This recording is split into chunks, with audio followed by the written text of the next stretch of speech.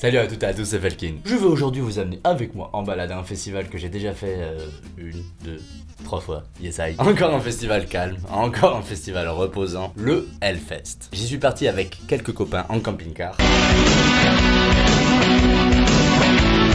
Waouh, trop bien. Rien à voir avec le métal, mais vous êtes très nombreux à me demander comment faire un kick hardcore, voilà la solution.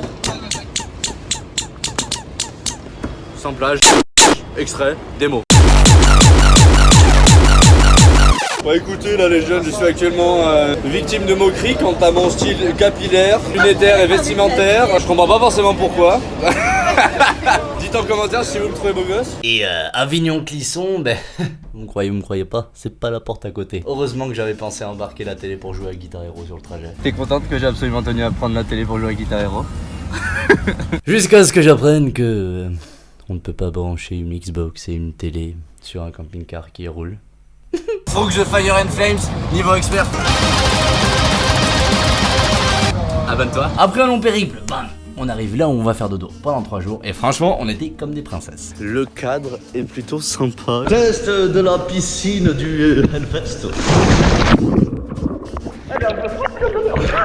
Bisous Maverick, à ce soir. Il y a pire comme condition pour aller à un festival. Ça fait très clip de R&B plus que métal ça, ces histoires. Pour ceux qui connaissent pas le Hellfest à la base d'ailleurs. Hellfest ou Festival de l'Enfer, c'est un festival de rock metal installé à Clisson depuis maintenant 14 ans, je crois. Un rappel sur les chiffres, 180 000 participants, 440 000 litres de bière bu à la dernière édition, 70 nationalités, plus de 150 groupes, plus de 440 000 litres de pisse à cause de la bière. 1h30 le temps qu'il a fallu à vendre tous les billets avant que le festival soit complètement complet. Complètement complet. Le premier godet. Du coup on arrive et là, bam, Dagoba direct. Dagoba. Et Dagoba c'est un groupe français qui est assez connu pour ses Wall of the Deaf. Ils en avaient fait un il y a 4 ans qui était assez crado.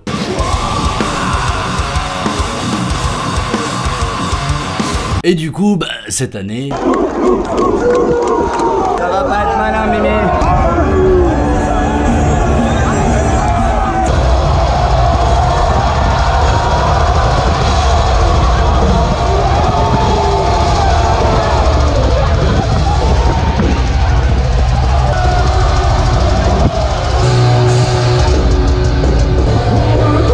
Puis vint le groupe de l'intelligence, Ultra Vomi. Un groupe fin, un groupe distingué, un groupe français. Je me relève, je prends mon dernier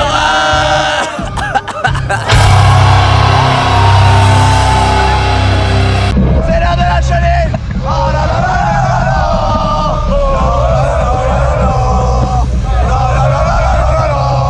Faut savoir que dans les concerts de métal, il y a 4 grandes activités. Les Wall of the Deaf, que vous venez de voir. La foule se sépare en deux et bam, se rentre dedans au milieu. C'est rigolo. Les pogos, tu te pousses dans tous les sens, tu vois plus rien, c'est marrant aussi. Les circle pits, tu tournes à fond en cercle comme ça. Bon là, c'était un peu plus galère à filmer. Et les slams, où tu surfes littéralement au-dessus des gens, au-dessus de la foule. Et ça, c'est vraiment marrant. C'est mon heure, les gars.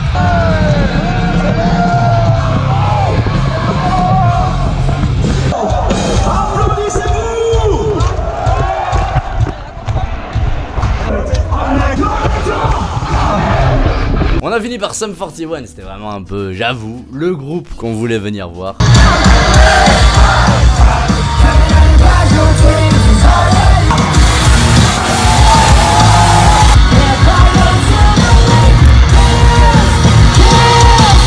le monde se baisse! Tout le monde se baisse!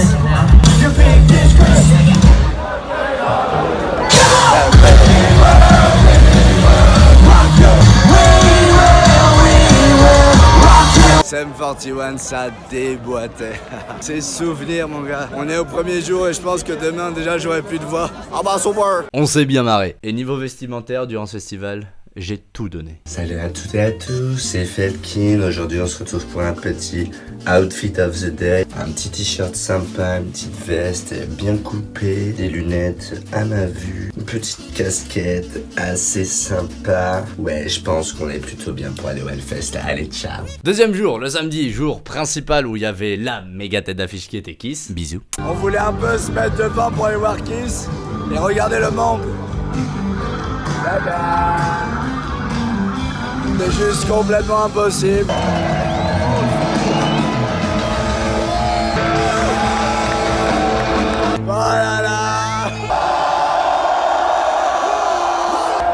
que je fasse 3 mètres pour voir d'ici tout le temps.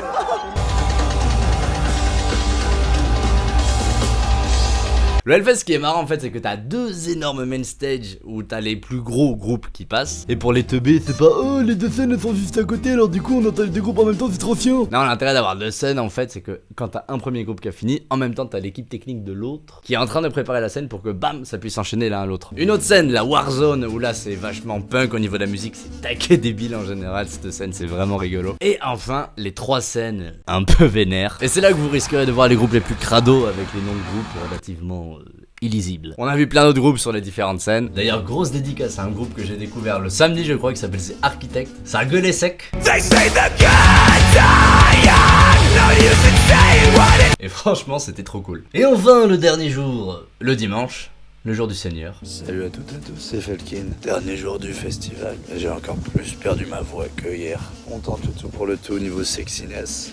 J'ai un énorme bouton qui m'est poussé sur la joue. On trace parce que là, il y a un groupe que j'écoutais quand j'étais gamin. Mon gars, ça s'appelle Trivium. Je pense que c'est un des groupes avec lequel j'ai commencé à faire la guitare, des trucs un peu vénères, rapides. Mon outfit of the day se constitue d'une perruque, d'un t-shirt magnifique, sublime, acheté à Berlin. Est-ce que t'aimes bien comment je suis habillé aujourd'hui ? Mais le genre de groupe qui m'a un peu introduit à ce genre de musique, qui m'a chauffé à mettre à la guitare un peu taquet rapide débile comme ça. On est arrivé pour Trivium. Va sûrement falloir que je sous-titre un peu la vidéo parce que j'ai plus aucune voix, vous allez rien entendre sinon.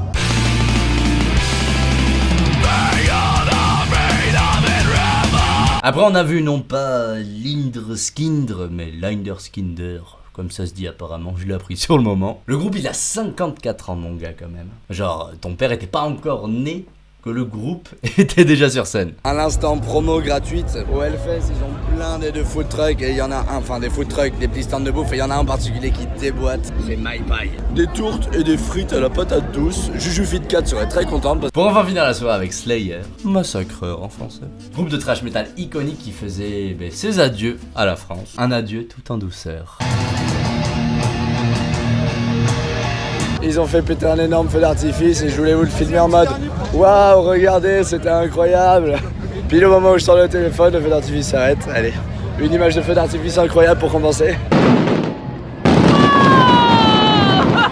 Franchement, je me suis bien marré à ce festival encore une fois. 3e fois d'affilée du coup. C'est tellement grand et cool, et même niveau déco, ils se chauffent de ouf les gars. Parce que comme le site leur appartient, chaque année ils font que rajouter de la nouvelle déco, ils font qu'améliorer le site. Et d'année en année, c'est de plus en plus joli et de plus en plus détaillé. Un truc qui m'a fasciné cependant, c'est quand même la programmation. Les gros noms, c'était genre Kiss, Manowar, des groupes qui ont minimum, je sais pas, 30 ans d'existence et qui pour la plupart vont prendre leur retraite d'ici quelques années juste. Le rock, le metal, c'est des styles de musique qui sont ultra vieux comparé à l'électro. Mais c'est marrant de comparer, par exemple, bon, je sais pas si c'est vraiment comparable, mais on va essayer de le faire. 2 affiches du Tomorrowland et du Hellfest à même intervalle de temps. Genre on va regarder pour les 2 festivals les affiches entre 2019 et 2009. Ils ont à peu près le même âge, je crois, les festivals. Ouais, ça devrait le faire. Il y a 5 noms qu'on retrouve au Hellfest qui sont identiques en 10 ans, comparé à seulement 2 à Tomorrowland. Du coup, je me demande sincèrement comment les organisateurs de festivals comme le Hellfest vont pouvoir continuer à programmer leur festival, étant donné que toutes les méga gros têtes d'affiches, d'ici quelques temps, elles seront toutes parties à la retraite. Est-ce que dans ces styles musicaux, le rock, le metal, le punk, on va pouvoir d'ici 30 ans avoir un nouveau groupe légendaire de la même trempe que AC/DC ou Metallica? Parce que pour l'instant, moi,